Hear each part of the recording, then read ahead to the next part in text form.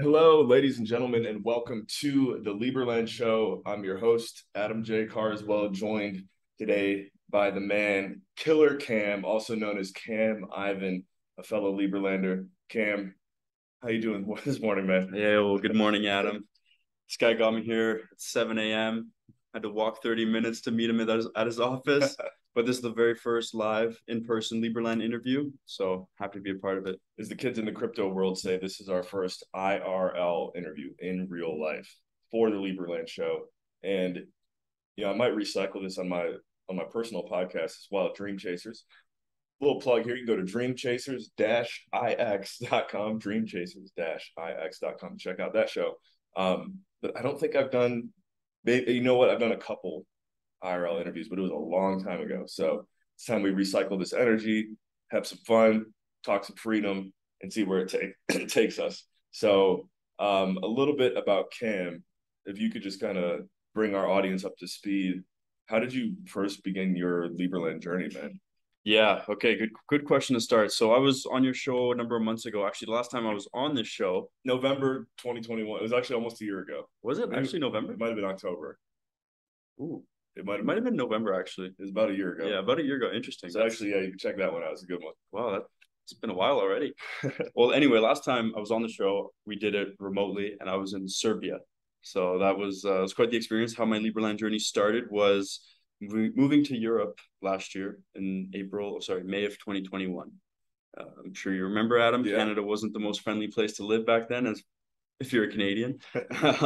Only recently has it become friendly again. Yes, it has recently become a lot more friendly. I mean, the people are always friendly, but True. as far as the feds, the feds, we're gonna try. We're diving straight into it. Yeah, let's go into it. As far as the feds are concerned, yeah, the feds are concerned. The rules for the slaves, like it wasn't a good place to live. We're getting after it. Yeah, so I moved. Now we had a talk recently, and you're kind of like, you know what? Part of me feels bad that I was coming down so hard on Canada because although the federal regulations were above and beyond, there's certain places about this country that I love dearly. So, like, what did you mean by that? Well, so for example, to put in perspective, after living in a place like Serbia, 90 to 95% of the population there is Serbian. Mm-hmm. Growing up in Canada, like I'm from Northern Ontario, it's predominantly white, but it's still very multicultural. And you say, is that why you like it so much? No. So that's part of it. Well, actually, the diversity is actually diversity in Canada is actually probably it's dope. It's a lot. It's awesome. Like it's actually really cool to see all kinds of different people. Here's the thing: if you're in Serbia and you wear Nike socks up to your knees like an American and Jordans and shorts, people look at you like they can tell you're American. Oh, okay. Canada, you could walk out in anything you want. You can walk out in a hijab. You can walk out in anything, and no one's gonna bat an eye. They'll be like, "Yeah, sure, makes sense." So it's you feel like people bat an eye in Serbia if you had a hijab on? Maybe because it's a Christian country and they have issues with religious interesting. No, yeah, you're right. Canada does have an anything goes type of. Yeah, so there's that. That's a cool part. Like I don't know, I just never really appreciated it before. We are recording this live in Canada right now. That's true. We're in Cowtown, Alberta, Calgary, Alberta. And we might say some risky things throughout the interview if you haven't already picked up on that. So, anyways, here we go. Viewer discretion is advised. Yeah, so that was one thing. Also, just I like to be in a community of people that I know and also can feel integrated in. So, for example, like we spoke about, you lived in Belize. You can live in these different countries, but will you ever genuinely feel at home or be accepted by them? Because they got a culture of their own, which we don't. Like you can pretend, you can go along with it. I'm already ready to wait. Keep going. Man. Yeah. Like you can go along with it, but you're never really gonna feel at home. Like you can pretend all day long, but okay, yeah. So on that point, and I think this is you and I have talked about this before. I would almost group the United States and Canada as one thing, like North America as one thing. There's certain dynamics that, especially after living in both places, if you want to get down to the details, then there's a difference there, and we can talk about the Brazilian steakhouse difference. Oh my god, yeah, we'll get into the details. But to your point, this is the beauty from my observation.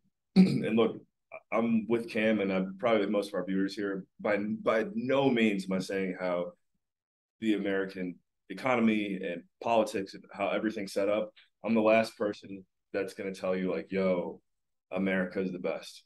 I'm the last person that's going to tell you Canada is the best. I will tell you from personal experience, there's some pretty cool things about both countries that I haven't seen anywhere else in the world. And one is what Cam is talking about right now. I lived in Belize for a couple of years. I've been in, I think, like 15 or 16 different countries. I haven't lived in these places necessarily, but, I would even consider Newfoundland would be an example because Newfoundland, although it's Canadian, it's the newest Canadian province. And before that, I don't know what it was. I don't know his own country or what, but culturally speaking, this happened, I'd say for me more so in Belize, but I've noticed it happen a little bit in Newfoundland. When you go to a country like that, and use Belize as an example, no matter how hard you work, how many people you network with, whatever, no matter like how much you put into it, at the end of the day, like if you're not a Belizean, you're not a Belizean. You're just another American coming down trying to make money because that is what we do. We're pretty good at that. We work hard, and I think the American culture in particular, one thing I do like about it is it is kind of built on saying "screw you" to the government. Like the whole stuff that happened with the Queen recently. The only country I know that didn't really care was America. Shout out to the homeland. So Respect, respect. Maple Leaf still has the Queen on their money, even though they're an independent country. We got some rabbit holes to go down. So, anyways, living in Belize, it was cool.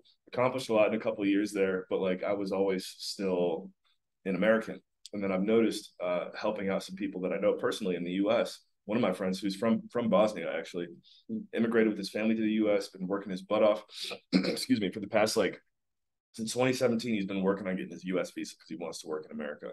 And although that process might not be easy, getting your work visa in any country that I've seen before isn't easy because state run stuff. It's atrocious. In the butt. So, anyways, this dude gets his work visa and he reaches out to me, and I'm like, maybe it's just me, but I feel like Americans in general, like I want to help this guy out. I can see how hard he's worked. He's come to America for like, the American dream as an American, or you say like a fellow American, like I want to help him succeed. Whereas I didn't really observe that in Belize or other countries. They see that you're coming from somewhere else. They're like, oh, I want to help him succeed. Like, fuck no. They would rather see you fail. They would rather see you fail in another country because you're coming there from a foreign land. They say, fuck this guy. Your expression is about like I'm saying. Yeah, there we go. Whereas, yeah, exactly. Someone comes to Canada, someone comes to the States. That's amazing feat. Like we want that person to succeed because it looks so good upon us and it keeps the dream alive, the North American dream, we could call it, because it is real. Like the opportunity, you can actually be and do anything you want here. All those European countries, or even I'm sure Latin America is the same. I haven't been down there yet, but they're still very small minded. Like even Switzerland, like I love Switzerland. I'm Swiss background as well. Mm-hmm. Man, people just kind of think about like school, work, job, like that's it. Get a couple weeks of freedom. Yeah. Well, they get a little more there, but still. Right, yeah. Maybe the enslavement's a little bit less, but it's still enslavement. Slave culture. We had Labor Day here recently in North America, which is one of the few days that the feds let the slaves run around free and not have to work. And Cam's like, bro, we are honoring this day. We're gonna keep working because we want to. And we do work. Because of how intense this interview is getting, actually, we won't necessarily plug our company, but we work together and we make it rain and have a lot of fun. Yeah. So you were going to say something. Well, work will set you free, and I know that's a big statement that was, I think, somewhere in Auschwitz. Like, work will set you free, although it's actually very true if it's meaningful work. Yeah. Unfulfilling work. These people that work for the fucking government of Canada, sorry, that's not fulfilling work. Like that's not going to set you free. They'll give you a time to be set free. Yes, you get a time to be free. Yeah, exactly. When they say so. Yeah. Is it when they say so? Yeah, they get to be your overlords. But like with what we're doing, lucky enough, you save up enough money, you might be able to take 10 years off at the end of your life. But hopefully, you don't run out of money. Most people, even retirement, that's a made-up fallacy. It was actually created in Germany to get old people out of the workforce. I can't remember the exact year, but it was created. There's a lot of weird stuff that came from Germany. Yeah, everything. as we're continuing to find out on our calls that we do. Yes. Cam and I are connected to what I think we both would consider a pretty elite group of open-minded thinkers that, man, it's a great group. Yeah. I've learned a lot about the world being in there. Call it the enemies of the state, maybe. I don't know. Really, really interesting group. Very grateful to be a part of that. So much to learn on a weekly basis. Yeah. But that's the thing. Most people, they're aiming their whole lives at retirement. when they're 50, 60, 70 years old and they have none of their energy left that they used to have. And then what do they want to do? Their dream that they've been thinking about for the last 30, 40 years is to just relax. Okay, you can do that, but you're telling your body that you don't want to do anything anymore. And if you tell your body that, your body's like, okay, let's check out. Let's get the fuck out of here. Let's die now. And that's why most people die, like right after they hit retirement. Yep. Yeah. It reminds me of I know I sent you some of his stuff recently, but Myron Golden from a sales perspective. He talks about like, why would I ever like truly want to retire? I love what I'm doing. Mm-hmm. But he'll say that he's a full-time golfaholic and he works part-time for himself. Yep. Yep, exactly. And he's also in his 60s, but like dude, it's cool to kind of have that mindset and strive for that, because I think that's what we were put on this planet to do, is to enjoy the life in front of us, not slave away the whole time. Exactly. And it's about the journey, right? Like it's such a maybe old cliche or something, but it's about the journey, not the destination, etc. It really is though. Like the people that are aiming the whole life at retirement so they can finally take a breath, that's a terrible way to live.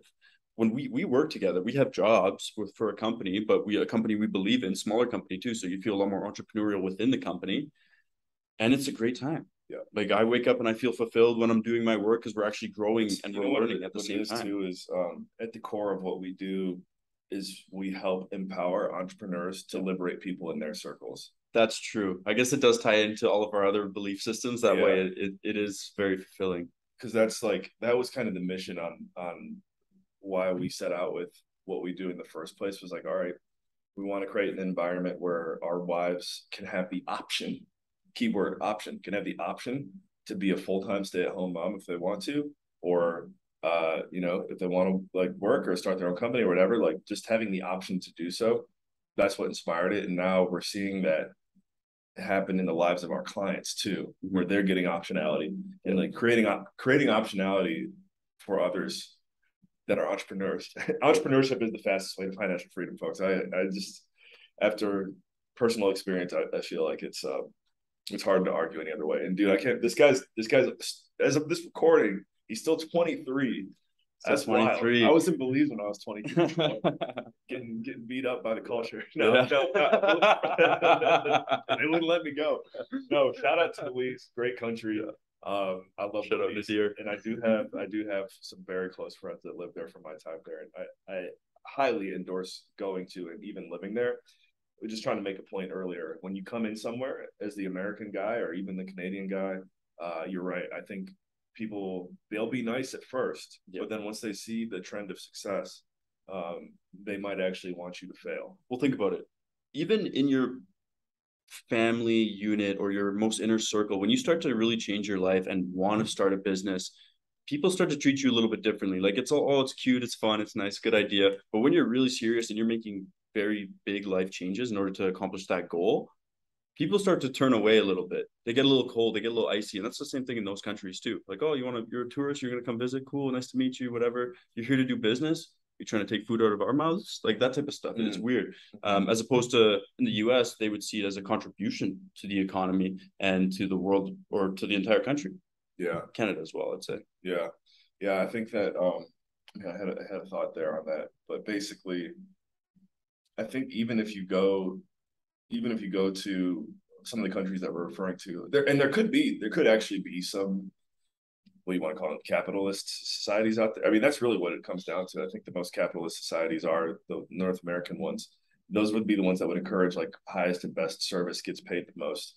Other places, it's tough. And then that's what I was thinking is, I don't really know what the taxation rates are in Serbia. I know in Belize actually they're really good, but is it even worth starting a business in a lot of European countries is what I think, because it's like that's probably why entrepreneurship is so minimized over there, from my observation.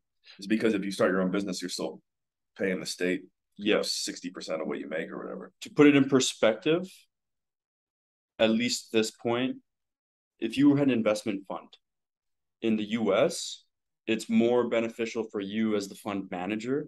Oh, well, we can speak from personal experience, right? Looking at like use a U.S. commercial real estate example that I know we've talked about before, right? Is that where you were going with it? Well, no, I was going to say that in Europe, it has to be more favored towards the investor as far as the returns are concerned. Okay. Yeah. So there's just little nuances like that. There's still people that make so much money in Sure. Europe, obviously. Yeah. I don't know. It's just maybe it's just a smaller country, a little bit more limited mindsets for the most part, maybe overall. Whereas here, people actually believe they can and do be and do anything. Yeah. Which is true. Over there, maybe a little bit just more old school. I think that's all it is, just older culture. Right. This is especially the North American culture. It is kind of like the newest culture of the world still, even though it's like a few hundred years old. Like there's newer countries. Liberland is the newest culture of the world. Yeah, actually. Yeah, this is Liberland. We're creating the culture. We're creating it right now. Liberland would thank you for catching that. We are on the Liberland show, guys. Make sure you hit the like button, the subscribe button if you haven't already. So the culture of Liberland is the newest culture in the world. Over 90 representatives in 90 different countries. You got looking at 2 right here, and hundreds of thousands of applications for citizenship. By the way, if you are interested in applying and pursuing citizenship with Liberland, you can talk to this guy. We'll put his information in the show notes. But you gotta go through the gatekeeper if you want Liberland citizenship. Got it? Cool.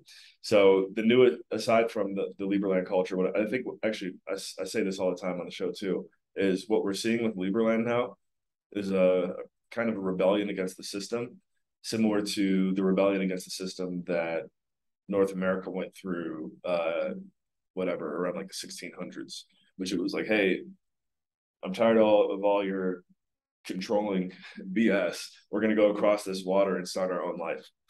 And, people talk about how those people were mean and cruel and slavery, whatever. But I'm just talking about the general energy was like, hey, we're tired of this. We're going to go start up something new over here. See ya. Peace. And it's funny how like all the conflicts first started when there was like a 2% tax on tea or something. Yeah. People used to get mad about 2% tax, y'all. Can we remember that? 2%. Now people just, oh yeah, here's 60% of my work. Here's 80,000 new IRS agents. I'm calling BS on that too, honestly. You think it's bullshit? I think it's just I think maybe they made some hires, but like I definitely think it's publicity stunt to scare people. Because probably I think that the Fed is starting to realize they have to use more fear tactics because they're moving too slow the way the world is going. I think it happened even with the whole last 3 years. It was like an attempt for mass control. And what it did was create, it's like when you have a dam blocking up the water and then there's a little crack in the dam. Like if a little water gets through that, it's only a matter of time before like the whole floodgates bust open. And I think we're living in some dynamic of that right now. Because like the group that we have meeting weekly, we would never be, that just wouldn't be a thing if it wasn't for the totalitarian attempt of control. Yeah. So I say to the feds, bring it on, because entrepreneurship and capitalism and free thinking is always going to persevere. There's always going to be a crack somewhere. And I think right now that was a publicity stunt because they're starting to realize like we're out of control. We don't have control like we used to. That's the thing. The more they try to get control, the more they lose it. So it's very, I think it's all a very good thing. It's just like, I just think of like, because I'm about to be a parent too. And I think about like, okay, for example, like we'll just use alcohol as an example. Like if I try to like block my son from like any exposure to booze, the chances of him like wanting to pursue drinking and stuff are going to go way up. Like, but if I act like, hey, whatever, have a drink, then you create rebellion. In Europe, the drinking age is 16. In the US, it's 21. I remember I was 18 and I went to a concert in Minneapolis, Minnesota. I drove from Thunder Bay down into Minnesota, 8 hours. John Bellion. Do you know John Bellion? No, is he Canadian? No, he's dope though. He's good. He's good vibes. Shout out to Thunder Bay. Yeah, by the way. Thunder Bay, Ontario. Stand up, Painesville, Ohio. Painesville, Cleveland area. Stand up. I went to this concert and I was 18. I don't even think I was 18. I think I was 17. Anyway, I was trying to get someone to buy me alcohol at a liquor store, and I didn't realize how terrified the U.S. population is from police. At least there in that moment, I started to notice it because I went up to a couple people and I was like, "Hey man, like, you want to just go and buy me some alcohol in here?" And they're like, "Oh man, there's cops. You get arrested." I didn't realize you get arrested and like actually go to jail for something like that. Yeah. It's a very like almost a criminal offense or something to buy alcohol for minors. Right. Anyway, it never ended up working out because the last person I asked was this girl sitting on this ledge smoking a dart outside the store. You gotta find the dart smokers, right? Except I go dart is a cigarette, by the way. Yeah, I think that's probably Canadian slang. It is actually. Is it? I You never heard started it saying before? dart once I moved here. Did you? Okay. Had a few darts. You had a few I say darts. dirt, by the way, not dart. Dirt. That's the Canadian way. Yeah, it's pretty dirty. Go for a dirt right now. Yeah. Anyway, I go up to her and I was like, this girl's for sure gonna buy me something, right? I ask her, she's like, are you nuts? I'm like, what? She stands up wearing a liquor store apron. So she worked there. I was like, okay, that's a wrap. But Wait, yeah. did she help you out? No, hell no. Yeah. No, but it just showed even before that the population, at least the people that I spoke to, were genuinely afraid to do something like that. Dude, in Canada, you could go up to any random dude outside a beer store and give him $20, he'd go and get you a 6-pack. Yeah. Like no one actually cares that much here. Yeah, I think you're absolutely right. There might be there. You know what? There's. It depends on where you live, because I think that if you're in if you're in a major city, yeah, there's at least a stigma that officers or undercover agents will do that to see if they can like catch people. Oh. So people would have been maybe afraid that you could have been like a cop or something. I actually get asked if I'm a cop all the time. I don't like even before the mustache and all this stuff. Like people always be like, "Man, are you a cop?" Yeah, no. That's that. I think that would be the dynamic there. Is especially in a larger metro area, which I think I was looking the other day. Minneapolis is like top 10 biggest cities in the U.S. or like close to it. Well, they got the Mall of America, MSA, yeah, and Edmonton's got the other big one.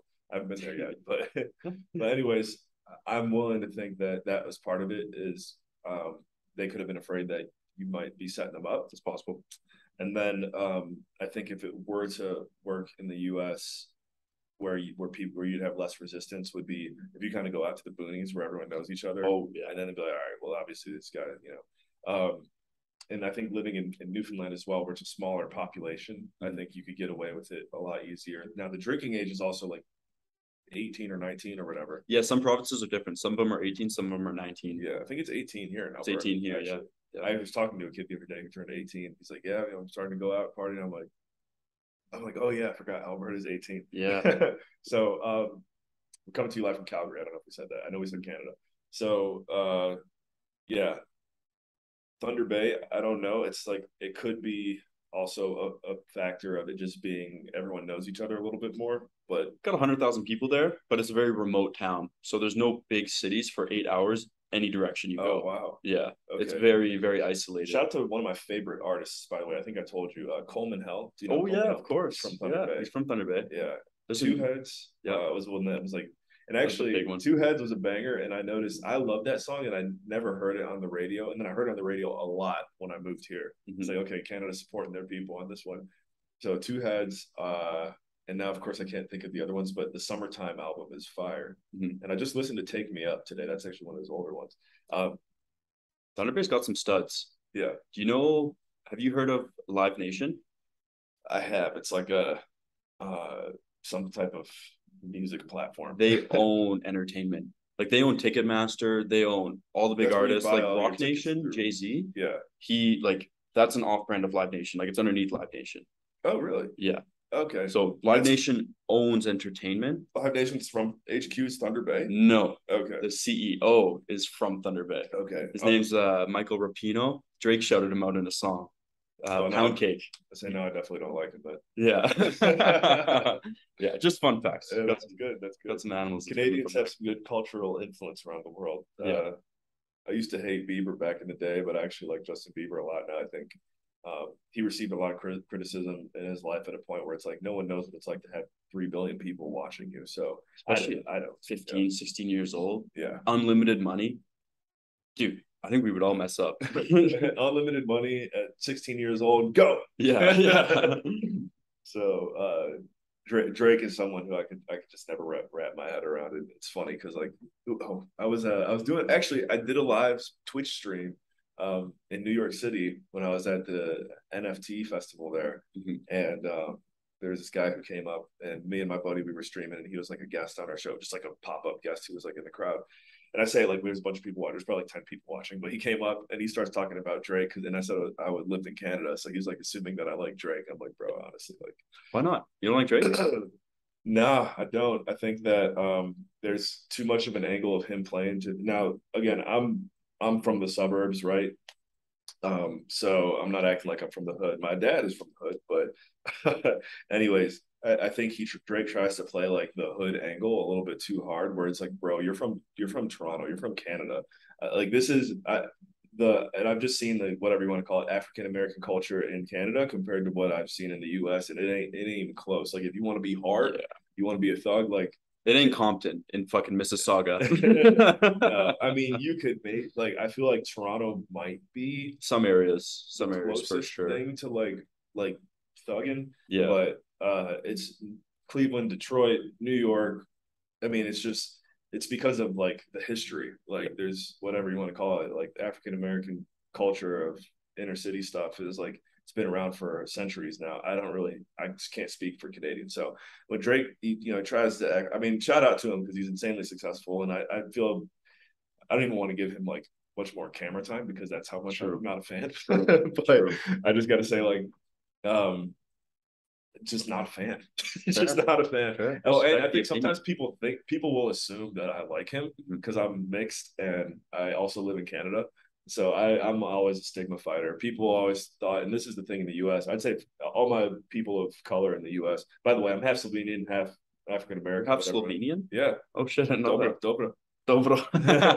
Laku noč. That means good night. Vala. So yeah, I'm Slovenian.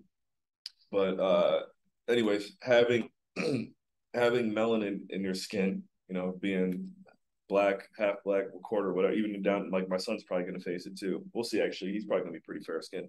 But people will assume that if you're basically not white, then you probably vote Democrat.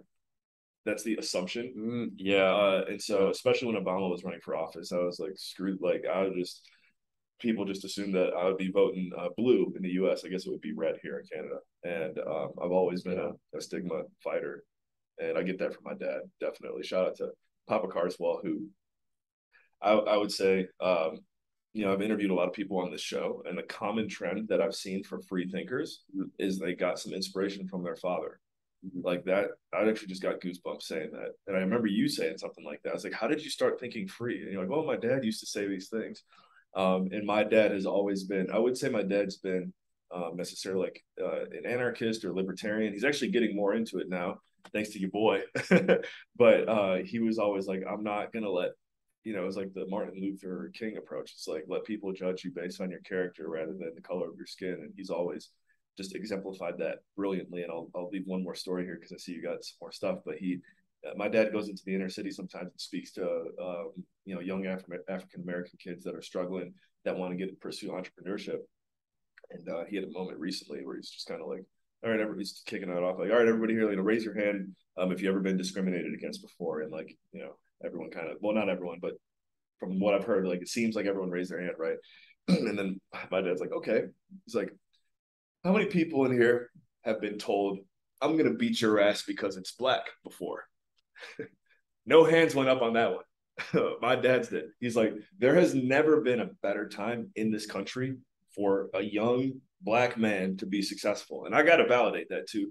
Being in the sector that we're in right now, commercial real estate, whatever, mostly white guys. It makes me so sick when I hear someone who is I'll be honest, like whether it's a woman or someone who has color or both complain about how it's not fair. There's never been a better time to stand out, and especially in the industry, be known as the one. Yep.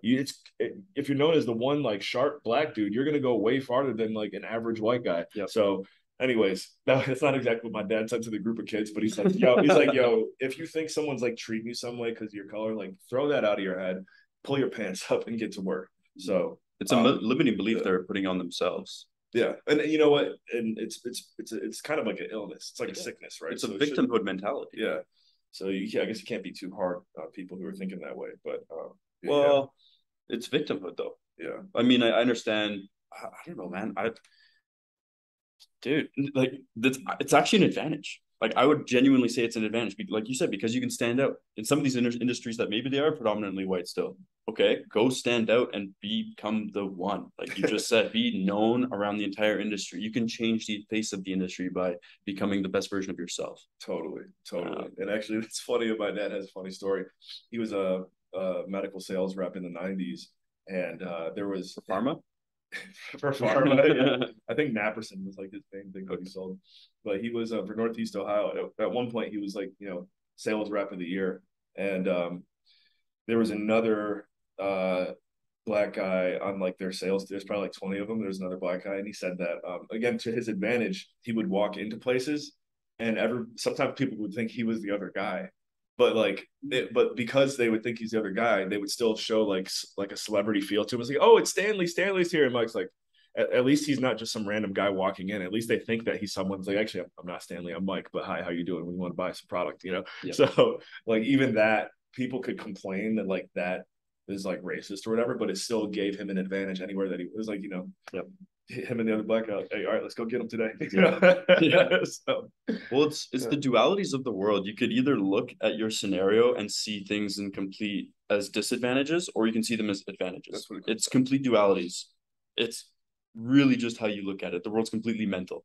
I can't remember. I think I mentioned I did mention him earlier in the interview, but Myron Golden talks about, so he had polio as an infant, and that like affected him throughout his whole life. So he walks with a limp. I don't think he's ever really been able to run, and you can see it when he speaks, when he walks up the stage. But he's like, I used to be so mad about this, but then I realized it was the greatest blessing ever because he couldn't like act or sing. Well, I guess he could still sing, but like because he couldn't be athletic and do these things that his brothers were doing, it kind of forced him to one, become obsessed with like human anatomy. So he learned about like what was wrong with him, and then he also had more time to pursue focusing on entrepreneurship, sales, whatever. And now he's, out of his brothers, like the most successful of seven, because he had all that time to devote to entrepreneurship as opposed to other things, is what he'll say. And Nick Santanastasso is another one. It's a tough name to spell, but look up Nick Santanastasso. I just saw him last week in Orlando, and you know, he has no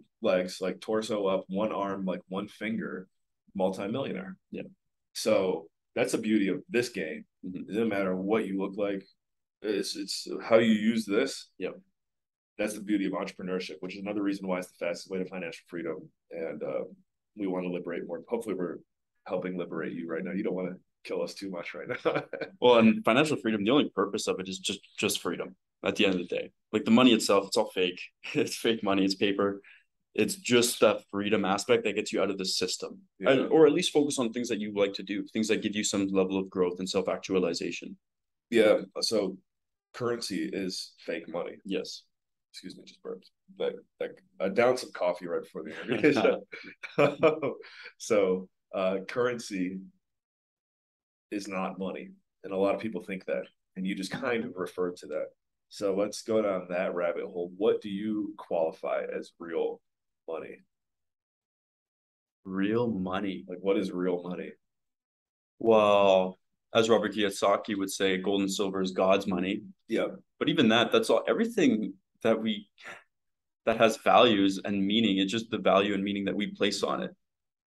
True. I would say a good deed is real money. You know what I heard our president say, president of Lieberland, and this is actually funny, but you just talked about how it's like in your head. Somebody said to him one time when like they were arguing, it's like, "You're stupid country, Lieberland. That's all in your head." And then he basically said back to him, you know, say they're from France, where it was like, well, like, same to you. Your country is all in your head. Yep. That's what I tell people on calls. So the citizenship calls that I do for Lieberland, when people ask me about like the development or whatnot, even it becoming real, I'm like, well, define real. Like a country is only real because people believe in it. Like a cult, in a way. True. In a way, the patriotism, it's very cultish.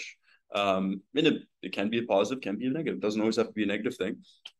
Office environment, office culture, culty could be a positive thing for the company. You guys have to. We're at my office right now. I've been trying to get this dude to come visit me and get in here for like the past month. He finally showed up, and then the first thing he said is like, "I'm never coming back." Not a big office guy. But where was I going with that? Sorry, it's in your head. Believe. Yeah, the country of Canada. It's only a thing because people believe in it. The United States of America. It's just a thing because people believe it's a thing. Why is the government's only in power? Because people believe they do. Why is the queen, and the king, the king? Why is the queen, the king, the king? Yeah. It's exactly what you were just saying. Belief, right? Yeah, only because people believe in it. Yeah, exactly. I've seen some video. I don't remember what it was or anything, but there was some king or something that showed up on a chariot to these peasants in this field in a little bit farther off from where they normally are. He's like, "Oh, I'm the king of this land. Like, bow down to me." And they're like, "I don't know who you are, dude. I don't care." It's just the belief. That's all it is. And Yeah. if you believe in it, you give it power. And that's why governments, monarchies, they have power. Yeah. Because people are giving it away. So I recently got to speak at an event called Capitalism and Morality. I'd say look it up. It's pretty mind blowing for me. I got exposed the first time to people. I can't remember. I've shared this with you. People, I think I did now. People who are in the hard money sector. Mm-hmm. Now, as at least in American business, hard money is typically referred to as like getting a loan from, say, like a private company as opposed to the bank. Like you get to take out a hard money loan so you can buy some property or whatever. This was the first time that I was hanging out with a group of people that all of them referred to hard money as precious metals, so gold, silver, copper, whatever. And I found that very fascinating because it is actually that would be the real definition of hard money. What we say hard money is in real estate, that's not hard money. That's a good right? point. Like that's just hard currency. Yeah, yeah. Right. So I was like, wow, that's cool. And I'm actually the next person who's coming on the Lieberland show is a guy named Mickey Fulp, the mercenary geologist. Dude, this guy is sounds gangster. This dude is a G. Yeah. Damn. So get ready for the next episode. It's a good one. Yeah. So Mickey Fulp, it was just really cool to pick his brain and get his take. He was very casually, I've made hundreds of people millionaires with my investment thesis in precious metals. I'm like, wow, okay, you sound cool. I believe it. So where am I going with this? I guess I was asking you what is real money. I would say precious metals, just because that's something that has intrinsic value. It's not numbers in a computer. I guess you could kind of turn it into numbers in a computer, but you can touch it, you can feel it, you can exchange it. It just has been. I think even in the Bible, Genesis chapter 1, if you believe in the Bible, it literally says God put gold in the garden, and the gold was good. Like, so God said that it was good. That's another thing about wealth. People think that like money is like a bad thing. Whatever you want to believe, if you believe a different doctrine, that's fine. I'm not even necessarily saying like I'm hardcore all the way with the Bible, but it's pretty cool that one of the oldest texts in the world says God, the creator, put gold in the garden for us and said it was good. He didn't say it was bad. He said it was good. Got that from Byron Golden too. So precious metals, it's all good. Money is good. Pursue it. I think that's real money. And I think the OG money or asset would be real estate, because you can touch it, feel it, you can go into it. Landlord's one of the oldest terms in the world. There you go. The only challenge with real estate that I think is it is kind of a lot of its rules are still enforced by like the state. Yeah, that's actually the only part about what we do that I always like. Here's the thing, though. I don't know who I was talking to about that. In life, everything is arbitraged. I guess as much as we like, sometimes we'll complain, oh, we don't actually own this property. There's property tax on it, etc. Blah blah blah. Everything is arbitraged. Everything. You're just leveraging getting this property so that you can have tenants, so they can pay off the mortgage, and that you can make the spread. Right? It's all just arbitrage. You could even get really philosophical about it and say life is just arbitrage. You get what, 80 years here? Maybe you're just arbitraging this body. Like, it's not, you don't really own anything. We're just here. Maybe that's a little too philosophical and deep. No, and I go into weird places, but in terms to bring it back to the money thing. We can go to the weird place after this. Yeah, let's do it. It's also in the Bible. It says it is easier for said than done. No, it is easier for a camel to go through an eye of a needle than it is for a rich man to get into the kingdom of heaven. Now, that could be looked at as money is bad, right? Being rich is bad. Right. The biblical references, to me, like, they're not literal. You have to actually break them down and find some true meaning behind them. Right. Is it bad to be rich? What does it mean for a camel to go through an eye of a needle? And it just said it's easier. It doesn't say it's impossible for a rich man to get to the kingdom of heaven. And here's the thing, in my opinion, the kingdom of heaven is on earth. We create it, like, we're here. It just depends how you're living your life. Right. And maybe this great interview I'm in heaven right now. Yeah, exactly. My kind of idea on that so far, from what I've been able to gather, is kingdom of heaven is on earth. The reason it's difficult for rich men to get there is because they're so connected to material things, which, hey man, I love some material stuff too. Let's make it rain in the club, whatever. Not that I do that, but you know what I mean? No, he's always in the club. Definitely not. Maybe a country bar here and there, but yeah, I just think maybe because they're more connected to the material things that they've they've connected their ego to more material things, right? Which it's such a hard abstract concept to put into words, but I think you kind of know where I'm going with it. Like they're connecting to so many different things that it's basically it's just saying like don't make it's basically saying don't make getting rich your only goal. Yeah, exactly. That's really what it's saying. Yeah, and also how real this actually is. Mm-hmm. Who knows? Speaking of getting rich, yes, let's do it. We were talking about so Cam saw one of the books in my office. It's called The Millionaire Moses. Shout out to the legend of Moses too. I've created this. If you're familiar with me in the NFT world, I'm known as General Moses. In the DJ world, that's my DJ name. So a lot of inspiration from Moses. Yes, you know what the general piece does. You know, whatever. I don't believe in military. It just sounds cool. So Moses, where I'm going with this, Moses was actually a very wealthy man. And that's something that kind of gets overlooked in the Bible. Another guy who I think does get emphasized in having wealth in the Bible was King Solomon. But I think it's just interesting how people who really go hardcore on their faith think that it's either okay or the right thing to do to be like broke. You know, God will provide everything for me. I just feel like that couldn't be further from the reality of what God wanted us to pursue, or you know, maybe someone say what the universe wants us to pursue, which is a life of wealth, abundance, and success. Like that is our birthright. And that's the reason why gold was put in the garden. It was good. Like we are put here to pursue living lavishly and experiencing everything that this world has to offer, experiencing heaven on earth. Like that's the real point of us being here, is to have fun. Enjoy it. Yeah. So have fun and spread the message. Help other people have fun and get to where they want to go.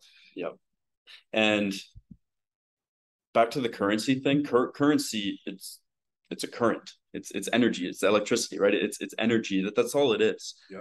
If you did have $10,000 in the club and you're throwing it around, like everyone's going to be congregating around you. Why? Because they can feel that vibration, they can feel that energy, and they're going to come towards it.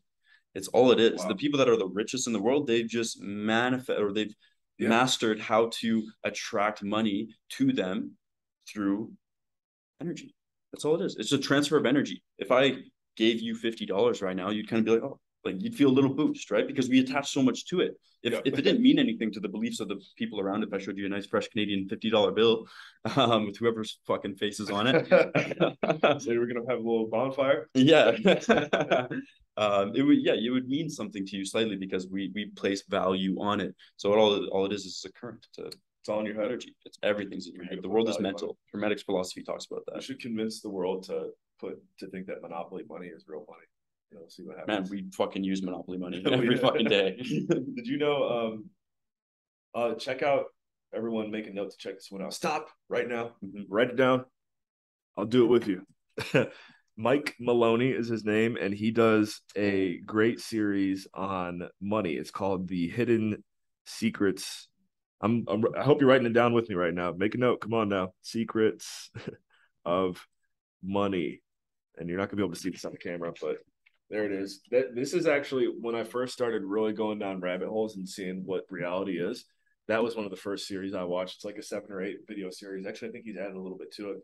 But next time you're going to go to like Netflix or whatever, don't watch that garbage. Like, fuck that. Garbage. Dude. I love my wife. Preface. Nikki. I have seriously got to a point where like anything produced by Hollywood, I'll enjoy. I can maybe enjoy it for like 5 minutes, but then I start looking at it from a production perspective. I'm like, this is brainwashing. That's brainwashing. They're doing this. They're doing that. Like, I can't enjoy Hollywood. I can enjoy SpongeBob, or like Looney Tunes, or maybe something like funny or stupid. I was really actually big into Trailer Park Boys for a long time. Oh yeah. And I listened to their podcast, and they started like basically criticizing people who weren't getting vaccinated. And then I was like, you know what, I can't really support these guys like I used to. So I actually haven't watched Trailer Park Boys in a couple of years, and it hurts me to say that, but like I gotta stand true to who I am. I'm not gonna tolerate that. You know, so anyways, it's really hard for me to. I always tell people I don't watch movies, I make them. Yeah, that's true. Well, we're living in a movie, so I don't know. To me, it's just a big waste of time entertaining yourself. The only benefit I see to watching something is if there's lessons to be learned, principles, values. Like I'll watch Goodfellas. Okay. Goodfellas is a gangster Sometimes movie. you can, yeah. That type of stuff, like you can learn. Matrix. I like Oh, Matrix. Matrix for sure. Kingsman. Okay, so there's some stuff I will watch. Have you watched Kingsman, the first one? No, I have no idea what that is. Bro, there's a scene where like uh Samuel L. Jackson's the bad guy, and he convinces everyone in the world to get this microchip in their phone that gives them free internet for life. Let's get into that. And it's kind of like I feel like we're living in that dynamic right now. That's predictive programming. So everybody gets a microchip in their phone. Mm-hmm. Maybe everyone's got a microchip in them from something else right now. I don't know. So and he flips a microchip shortage. Who knows? Bro, you sent me that. That was good. Yeah. He flips the switch at one point to test it out. He tests it out like on this people are all sitting in a church or whatever, and 200 people, flips a switch, everyone just starts getting like all of a sudden they all just get anxious and angry, and they just start fighting with each other and killing each other because they're being controlled by like this bad guy. And it's just like, whoa, I don't know, man, it's crazy. So that's the thing, it's all predictive programming in my opinion. The whole world, like the whole world gets this button hitting everyone killing each other. They want people to see that shit because that way they're implanting it in their subconscious so that maybe when it does happen one day it's less surprising, right? It's like, oh yeah, of course. Bars. Think about that Contagion movie coming out like 8 years ago. As soon as COVID started, Contagion was the biggest movie on Netflix. Huge. You know that? I think I did. And is there a movie called Equilibrium? I think so. Someone was telling me about that one the other day. Yeah. Like, wow. It's like the George Orwell type of stuff. Okay, well, George Orwell, that was actually my next point. 1984. He's your uncle, right? Yeah. Uncle George. And Aldous Huxley. Shut up. Well, yeah, okay. George Orwell, Aldous Huxley, 1984, Brave New World. I'm sure you guys know the books. You know the books. Mm-hmm. I love those books. Now, it took me a long time to kind of figure this out. I've heard some recent criticism where people think that it was like, like it's being more used for evil rather than good. 100%. Because here's why. If those books were so truther or exposing of what the plan is for the future, why are they in the high school curriculum? Why are kids reading still to this day either 1984 Brave New World in high school? To me, the only thing that makes sense is that it's predictive programming. Again, it's implanting things into our subconscious because even if we read negative articles, like we're constantly creating our reality. So yeah, exact marketing, implanting into our subconscious, making these things seem like they could happen. As far as the style of totalitarianism to be expected, I believe we would lean more towards Brave New World than we would 1984. 1984 is really boot on the face type of totalitarianism, whereas Brave New World is soft and delicate. Like, it's okay, Adam, we're totalitarian, but you got Netflix, you got Uber Eats, that type of shit, where people are going to be so subdued, submissive, passive to what is actually happening that they don't care. They'll sell their soul for cheap entertainment, cheap food, garbage people, garbage work. They'll sell themselves all day long. So that's my kind of broad opinion on that. Can you guys believe it that this guy's 23? I know he's turning 24 soon, but soon 24, yeah. Talk about a beacon of light and hope. Well, shout out to my dad, Terry. That guy, I was like 6 or 7 years old. Did you ever see the Zeitgeist YouTube video? It might actually, I'm thinking about this too for your dad. I would be curious to know your dad's story. I wonder if it helps that you're Swiss, because that's kind of a country that's always kind of done its own thing too. So right? He's not Swiss. My mom's side is Swiss. Oh, interesting. Yeah, my dad's side, his parents came from Italy. Wow. Yeah. What's up with this new Italian prime minister or whatever? I actually don't know what's going on there. I just saw a couple things. Is it a guy or a girl? About it. It's a girl or a lady. Oh, we were talking about it on the call. Yeah. Apparently, she seems to be like similar to the Canadian guy you were talking about earlier today. Yeah. Canada's got Pierre Poilievre. What's up with that? He's not the prime minister. What is he? No, let me circle back to that real quick. Sorry, as far as what I was saying with my dad, he sat me down. I was like 6 or 7 years old, and he put me in front of the Zeitgeist YouTube video. I don't know if you ever saw it. It was you could probably still find it. It was removed for sure, but you'd probably find a BitChute or somewhere. It's it actually had a very deep religious root, which is interesting. But at the beginning, the first third is all exposing 9/11. Nice. So I was sitting down watching this type of shit growing up. Have you seen Loose Change? Loose Change, no. Ooh, that's a documentary for you. Loose Change, all about the truth of 9/11. You know it's true because you can't watch it on YouTube. There you go. There you That's go. how you That's know it's that's when true. you know something's legit, or at least They're trying to hide they're it. trying to hide it. What were we saying though right Moon after? landing BS. Moon landing, vaccines, moon landing, 9/11. It's all bullshit. Facts. Well, No, keep yeah.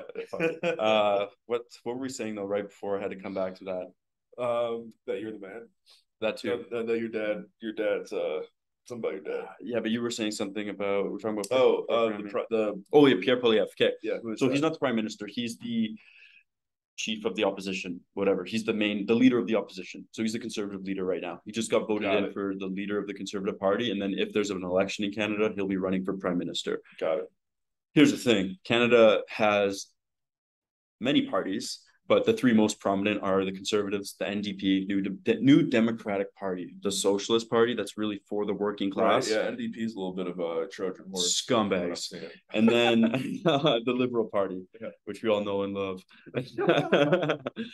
So here's the thing. I always thought like it was weird that the NDP and the Liberals, like there were two different parties, right? Because it kind of splits off that local Canadian socialist vote. Well, I think NDP initially did a good job of like, hey, here's a new option that isn't. Well, that's the thing. They were supposed to represent the working class, but now you got fucking Fagmeet Singh who drives around in a Bentley representing the working class, right? And just talking about racism and shit all the time. Okay, bro.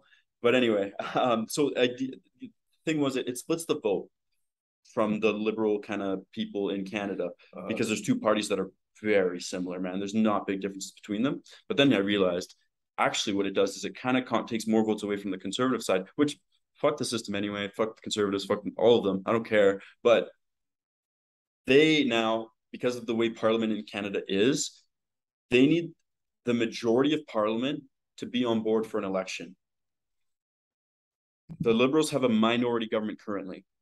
The next is the Conservatives, like second in line, but then there's the NDP. They don't get a ton of votes, but they have enough seats that them plus the Liberals becomes a majority. So they would need the NDP to flip and want an election in order for them to have one in 2027 or something like that. About all this is that whoever is in control of like the English monarchy still has authority over everyone you're talking about. Governor General of Canada. Yeah, which like no appointed by the now king, I guess. Fuck that guy too. I honestly like fuck it, bro. I could care less anymore. Unleash the hounds, my friend. Yeah, man. I'm just gonna be genuine as possible. If you don't like it, that's okay. Not for everyone. I genuinely just think this way. I left Canada last year because I fucking hated the direction the country was going in. I thought that was the most interesting thing recently about the Queen's passing was I was reading into it and it's like, oh yeah, by the way, now that the Queen has passed, who maybe you guys didn't know, but she was at the head of Canadian state. Now it's going to be the king. So everyone wants to talk about how cute it is that, you know, monarchies don't exist anymore. And that was an old way of thinking. And now democracies run everything. Like, wake up and smell that coffee that I was just talking about. Like, the kings and queens still rule the world the way they did. So. Yeah, at least they're in cahoots with the people running the banking systems. Yes. But yeah, as far as the monarchy is concerned, you watch every Canadian $20 bill, it'll be gone. They'll take those out of circulation and they'll put in new ones with the king because old Roman Empire tactic. The leader, the real fucking leader, is on the most used piece of currency. Canada, it's the $20 bill. That's the person. That's the slave master. They want to imprint that into our subconsciouses. That's why they keep showing you over and over again. It's repetitive. It's look at this person. This person's so important and prominent. They're on the money. They're on this fake fucking money. Oh my god, it's gross. Wow. Yeah. We gotta get some money with you on it. Somewhat, yeah. That would be against your philosophy. That would be against it, man. Or I'm sorry. First of all, it's not money. Currency. We get some currency that doesn't have anyone on it. Well, money can mean anything. Wouldn't you agree? Money can't. Is there any countries that have currency that just has it's just the currency though? Or have you ever seen any that doesn't have a face on it? Is that like a thing? Oh, what I was going to say about Mike Maloney's Hidden Secrets of Money is if you look at history, you'll see never ever in the history of money of hundreds of currencies, never has one. There's not one that's like still going. Like eventually the currency dies. All fiat currency is created to die. Yep. So the US dollar, the Canadian dollar, there will be a day where it's not a thing. Might actually be around the corner. Well, think about how Europe is getting absolutely rinsed right now. They're having that big energy crisis. From what I understand, the whole purpose of that is to prop up the US dollar. They got to collapse the euro in order to prop the US dollar. That's why they're 1-1 right now. Yeah, which was nice the last time I went to Europe. That must have been real good. Yeah. It wasn't like that last time. But so this is actually something that I might butcher, but I think I'll be able to get the message across. This whole topic of like global warming or climate change or whatever. My man Mickey Folk, who's coming on the show next, gave a detailed summary of how the world was freaking out in the 1960s about global cooling. Yeah. I didn't even know that was a thing. Damn. They just wait like 50 years for the slaves to forget, and then they hit them with a new one. Dude, the slaves forget pretty quickly. So global cooling was a legit thing that people were afraid of in like the 50s and 60s. I didn't even know that. You can look it up. Yeah, I'm afraid of that every single October, September, or October, November, living up north. I looked up. I saw there's like a Tim Hortons at the North Pole. I don't know if it's oh my god. But anyways, Tim Hortons is like the Canadian Starbucks. So global warming or whatever. This is how you know that the Feds and the banks actually don't believe in it. It's just a tactic. And us being in the real estate world, we can think of this like most directly. Say somebody is purchasing a beachfront complex, 300 units on the beach. We'll just use Florida as an example. Love Florida. I think climate change, and I might get this wrong because I don't really do my research on it because I don't care about it because I don't believe in it. But climate change suggests that I think we'll just call it within the next 30 years that like everything's going to be underwater, right? Like we're just going to be drowning. Show me a pro forma or an investment thesis that factors in what would happen to the property if all of a sudden it goes 10 feet submerged. Please show me an insurance policy too. An insurance policy, anything that has to do with an asset over the next 10, 20, 30 years. Show me where it factors in what would happen if global warming happens. And you know what? The whole point of that is like you get financing from the bank normally for an acquisition.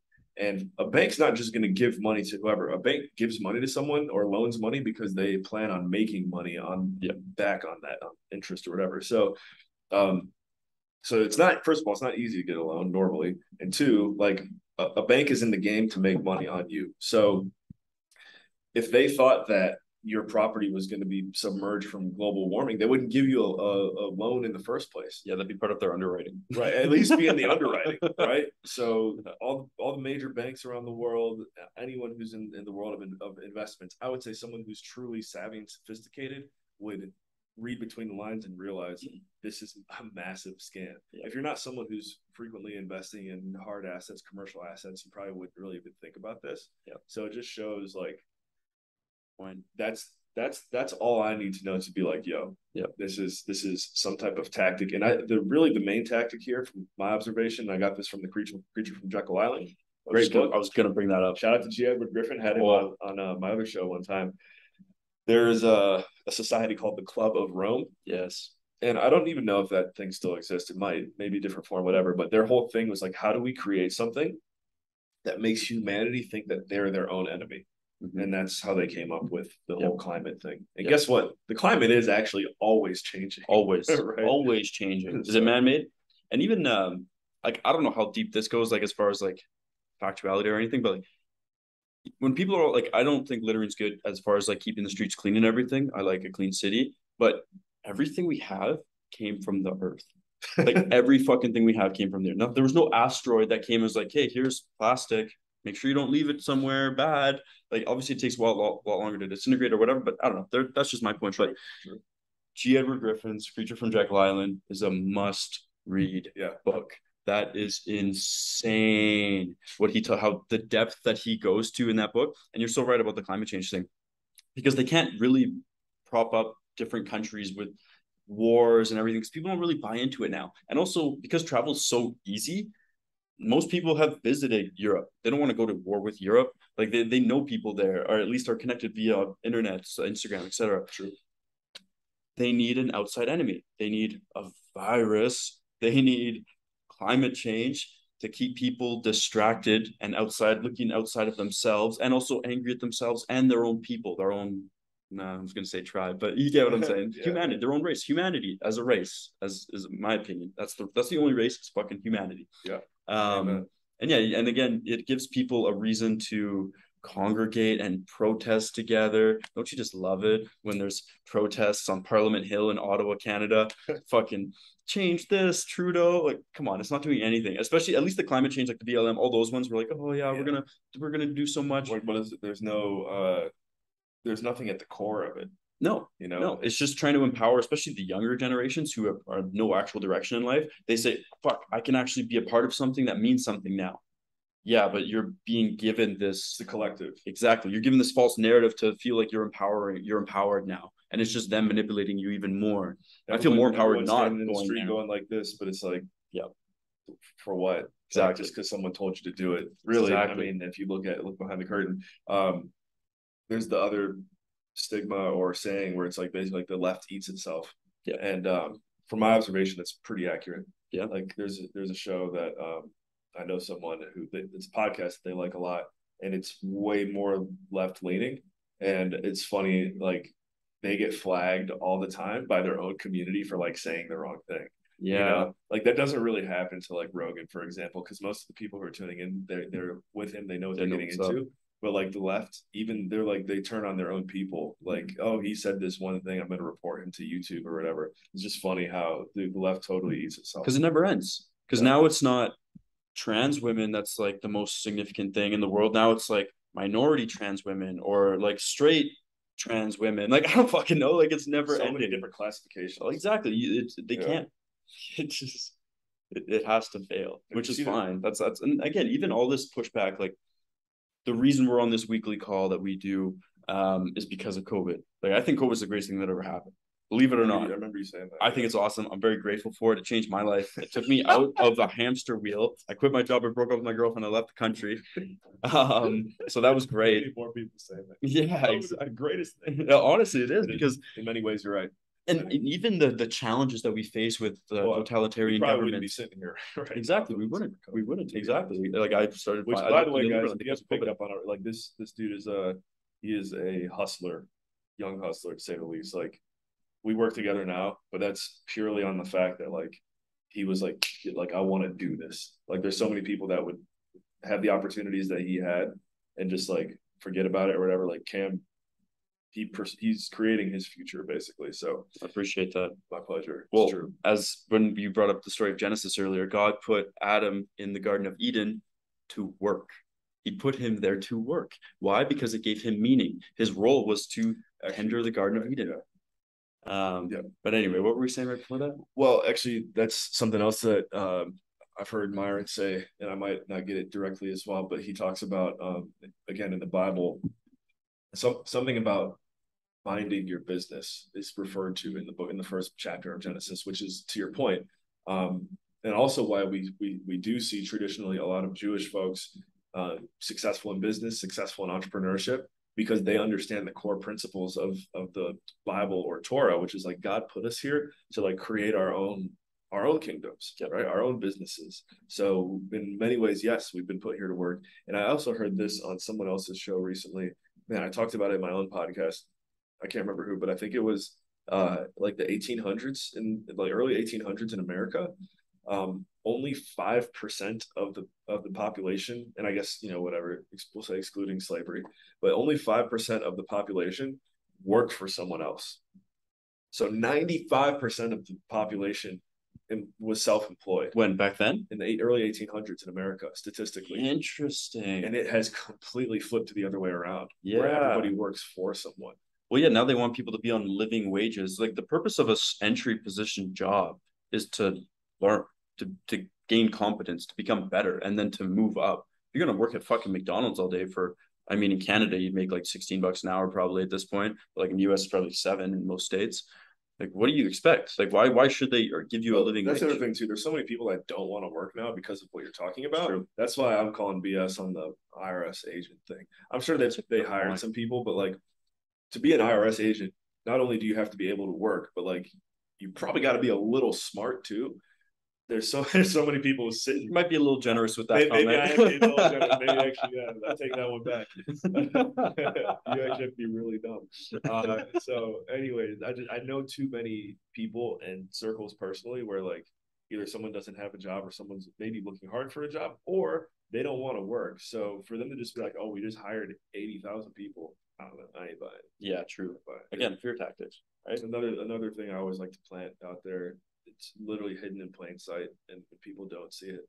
So, at the core of the word government in Latin, have we talked about this? Oh yeah. Listen up, folks. Take some notes on this one. Pause the video and get ready if you want. Govern, the Latin roots mean to control, govern. The Latin roots of mente is mind. So government, as we throw the word around everywhere, literally means mind control. So that's definitely the number one reason why I say I don't believe in government, because I don't believe in mind control. Sorry, folks. Next time. Yep. And now that's me talking to the government that's tuned in. So, by the way, this is Cam. How's the audio quality, guys? Good. I was really impressed with the Blue Yeti. If you're looking to do your IRL podcasting, take it to the next level. There's some settings on here too. If you just YouTube how to do the settings for like an interview like this, it's pretty good. So nice work on that. Thank you. Can I bring it back to the totalitarianism that we're facing? Yeah. And how I see it as such a gift, which is crazy to most libertarian-minded people, where I say, yeah, this is actually a gift to us. It's competition in many respects. What makes you better at a sport? Competition. When you're running in track or playing basketball, you could practice all day long, but you're going to a new level when you're actually in the game. That competition is what forces you to either rise to the challenge and win, or you lose and you learn and you come back better next time. Either way, you're progressing. Me and my friend Nick, Nick, we play chess usually in the mornings. Yeah, shout out to Nick. We play chess every day, almost every day. Fellow Canadian who's free thinking. Yes, very free thinking, unvaxxed, huge beauty. Beauty. And yeah, we play chess. Guy beats me every time so far. Haven't beat him yet. He plays a lot more chess than I do. But anyway, I'm learning, and it's interesting because now, like, I can lose consistently, but every time I'm figuring out more and more on how to overcome this the next time, how to position better the next time. So it's a gift to learn, to become better. Sure. It's a obstacle that's placed in front of us to either bow down, cower, and say, oh, woe is me, we're gonna lose, negative thinking, or be like, okay, we can change the system. Like we said, countries are just a belief system. Governments, if everyone stopped listening to the government, what power would they have? What if you just decided for the first time ever to just take complete responsibility for your life? They say with great power comes great responsibility, but the opposite is even more true. With great responsibility comes great power. The more things you're responsible for, your household, your family, you have power over them, but not in a negative way, in a good way. And power can come from many different ways. Power can come from fear and coercion. That's negative power. That's what governments try and do. They want to scare people and coerce them. That way they can have power. But that's short-lived. Real power comes from people wanting to work together in harmony. All the different minds of people coming together. The company where we work in, we like what we're doing. We work together and push this forward because we give it a sense of power. Dude, it's so much fun. Yeah, it's awesome. It's awesome. Exactly, right? Yeah. So if minds can operate in harmony and in cooperation towards a worthy goal, that is a power that's created. If you have a company and you create that type of mentality within your company that everyone's working towards something, then you're actually going to get somewhere in a long-term way, as opposed to fuck the governments, I guess. Yeah. You just reminded me here too. If anyone tuned in is interested in potentially working with Cam and I too, in any way, shape, or form. What I like to say, and this might sound a little bit flashy, so disclaimer, but relatively speaking, it's true. If you're in a position where you want to move forward and become known as the person in your circle that snaps your fingers and makes the money appear, then we are the group for you. If you don't want to be that person, then we're probably not a good fit. So in that case, don't reach out. But if you want to be known as the one who does the magic trick and makes the money appear when you snap your fingers, that person, for the most part, is always going to have a seat at any table that they walk up to. So reach out to us if you want to get connected. Another tool that we all have, and I was just thinking about this because I remember you shared with me, like, there's a reason why books like the Bible and the Torah and the Quran or whatever, like why they've lasted so long. Mm-hmm. is because like there's something special there. There's a reason why it's been around for centuries or whatever, millennia. So let me think here where I was going with this. Oh yeah, but what's written in these books are a documentation of actions, thoughts, and what people have said, what people have spoken. It's the spoken word documented, and there's certain levels to success in life that people never tap into because we're not really taught that, hey, this is the shortcut. But spoken word communication, and then also using your imagination, those are the two most powerful tools you can use as an entrepreneur, or again to pursue a life of freedom for you and your circle. So one thing that I'm picking up on here talking to you, man, and I know you use the power of communication frequently for what you do now, but I think we need to like find a way to get you like more into what we're doing right now. I don't know how, but like you have a lot of good stuff that the world needs to hear. And I'm looking at, if you guys plug it one more time, dreamchasers-ix.com. That's my personal podcast. I've been recording a lot of content the past couple of weeks. I just kind of had an epiphany moment. Maybe it's because my son's on the way. I don't know. But dude, I've been recording like daily a lot of content. And it hasn't really been released yet, but like there's a nice library that I didn't have before. And what I'm finding is you talked about like I think you said something about how do people become good at something. Oh yeah, competition. Like you get better at this just like we're playing a game right now. Yep. You just keep doing it. You do it. And there's like times, and it even happened to me a few times in the interview today or when I'm doing my thing, and I'll finish doing it and I'll be like, man, that wasn't so good. That was like, I said a few things that I didn't mean to say, or I said some things that didn't make sense. And then I'll go back and listen to it and I'll be like, wow, I actually slayed that. Yeah.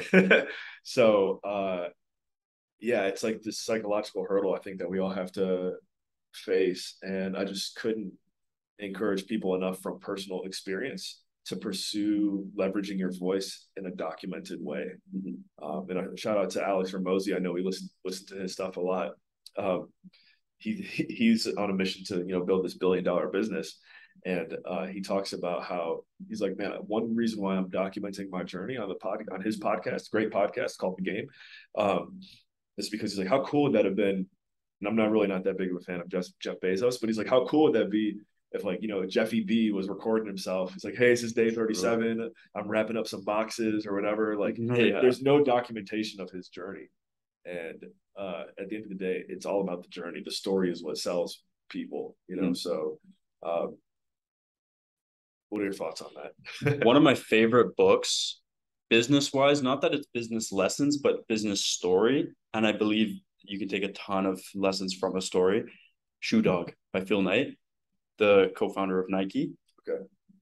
That book is so good. And you're right. It sheds light on how someone went from nothing to building multi-billion-dollar business, behemoth, and the competition that they went through in order to become this level and this good. Right.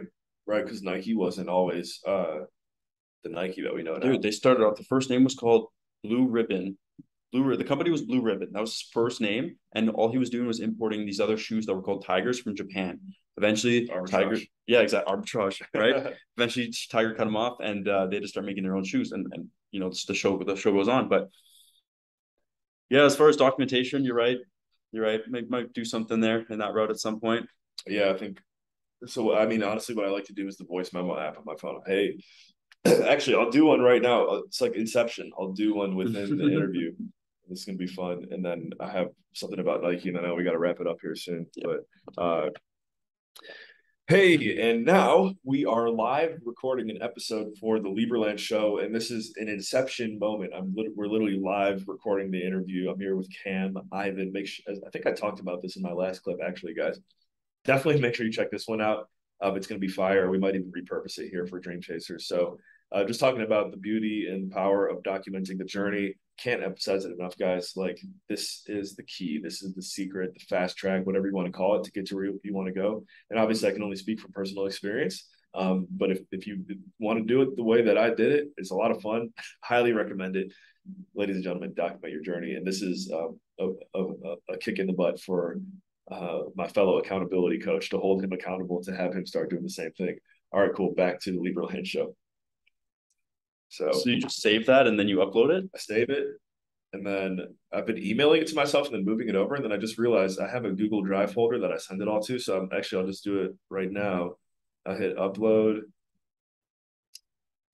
and well, I'll do it later. But yeah, I can just upload it straight to the Google Drive folder where the stuff is. And I'd say thankfully after podcasting for like 5 years now, over the past five, I used to do it all myself. It's part of the journey. About like 2 years ago, I got a pretty baller team that handles it for me. But the thing here is, man, like for you, if you want to do this, which man, it'd be so much fun for you to watch you do it. And this for anyone out there who wants to get started, you can do it for free. You can use an app called Anchor, anchor.fm. It allows you to create a web or create a podcast for free. You can upload straight to you can literally go into the Anchor app and record your episode there, and it'll just go straight up. Oh, I've heard of that one. Yeah. Yeah. Now the only catch with Anchor is it's free, and so my show personally, actually, I had a bump in the road in 2020 where I probably had like 200 episodes, and it was all through Anchor. And then there's a couple episodes where I used like copyrighted music because I was doing like some DJ stuff, and they literally flagged my whole account for like 2 episodes out of like hundreds, and they just without reason anything just shut it all down. And since it's free and it's run by Spotify, like I tried hard to get back in touch with them, like no response. And then one would say, oh, actually no, they would respond, and one would say reach out to this group, and then they would say reach out to this group. So I'm just going back and forth. So yeah, that was not fun. I personally now I use Buzzsprout, which is pretty affordable, especially getting started. And with Buzzsprout, at least you have that support where you're paying them, so you can hit an issue, you can reach out and be like, "Hey, what's going on?" Yeah, but Anchor, it's free, so you can't really do that. So I would say go Buzzsprout. But if you do want to do it the free way, and you know you're not going to get copyright issues, then you could do Anchor. So Buzzsprout, and dude, like if you listen to Rogan's show, it's unedited. It's a straight cut, like exactly what we're doing right now. It's just going to be a straight cut. So some people like to edit it, cut out the ums and the uhs and the dead space or whatever. You can do that, but like this makes the conversation so real, more real. And like, yeah, if you ever want to do that, just pay for it when you're like at that level. Yeah, you know. So, yeah, I think we gotta pitching me on it. You guys, yeah. So thumbs up if I should start a 1,000 likes. 1,000. All right. Never probably had that on the Land episode, but if we get 1,000 likes, start a podcast. Yes, 1,000 thumbs up. Spread this video to your friends and family so we can get there. Yeah, it's definitely a BHAG, big, hairy, audacious goal. But true, ladies and gents, on YouTube, because we're gonna put this on the Facebook page too. But on YouTube, 1,000 likes on this video, and Cam will start his own show. Yeah. Because then maybe you'll have 1,000 followers right away. Maybe that's what they say. All you need is 1,000 raving fans, and you're good. That's true. That's true. Well, so either way, I know a little off the cuff. It's probably a little different than most of the other shows that you've done. But I mean, I think this is going to help set the tone for future shows. The first time we did our show, like I watched some previous ones before that. Even when I first got started with Liberland, I remember listening to a couple of your shows, and yeah, I was like, fuck, like this could go a lot deeper. For what Liberland actually stands for. Sure, there's the outer image, but not that not everyone's as radical. Like that, we're probably pretty radical compared to some people, but I mean, we're strong in our belief systems, which you have to be. If you believe in something, you have to be strong in that belief. So we'll see where it goes. Yeah, and also I think exactly what we were just talking about. It's all about documenting the journey. So like I feel like if you were to go back and look at the first 10 episodes of the Liberland show, even up to the recent ones, and now this one day we're gonna have a pretty dope like studio with the Liberland flag behind us or whatever. Like it's the evolution. So I haven't actually, someone's told me before, like, have you ever watched like the first 100 episodes of Rogan's show? Like I haven't. That's the other thing too. If you're getting started with podcasting, you got to remember the more volume you do, it's very rare that you're going to have a listener that is actually going to listen to everything you put out or go back to the beginning. I'll say it again. Like I haven't listened to anything Rogan's put out except for like the most recent ones. I just don't, I don't know. So I've gone back a couple times to see some of the old ones. I've tried finding like the first episode and stuff like that before when he was doing it with Red Band. Yeah. Yeah, they were did it with Red Band? Yeah, that's who he started with. I didn't know that. Yeah, they were doing it together. They were doing it on his couch with like a webcam. Yeah, jeez. Yeah. Ahead of the game. Mm-hmm. Ahead of the game. Wow. So Yeah, we'll wind it down. I Yeah. think, man, I think I had there's obviously gonna have to be part 2 and 3 and 4. Like, Yeah. Yeah. uh, Make it like when big thing during COVID was London Real and David Icke, like Rose Ike 2, Rose Ike 3, they're big promotion for it. We could do that. yeah. Wait, Rose Ike? You don't remember that? No. You know David Icke? Yeah, yeah. So do you ever see London Real? Brian, what's his Oh name? yes. I know London Real. Yeah. Yeah, So yeah, he yeah. was doing interviews with David Icke. That's what got him banned. Oh, well, yeah, you got David Ike. They're probably gonna hear us drop his name now on this one. Man, it's weird though. He's still on Instagram. He's on Instagram. I'm pretty sure I don't know if he's not. No, he's definitely not on YouTube. I know his son's pretty good. Yeah, Garrett. Garrett. Garrett. I follow Garrett on Twitter. Yeah. I like those guys. Yeah. Spitting a lot of stuff that's not supposed to be talked about. Yeah. That's my style. Yeah. And who knows what's real?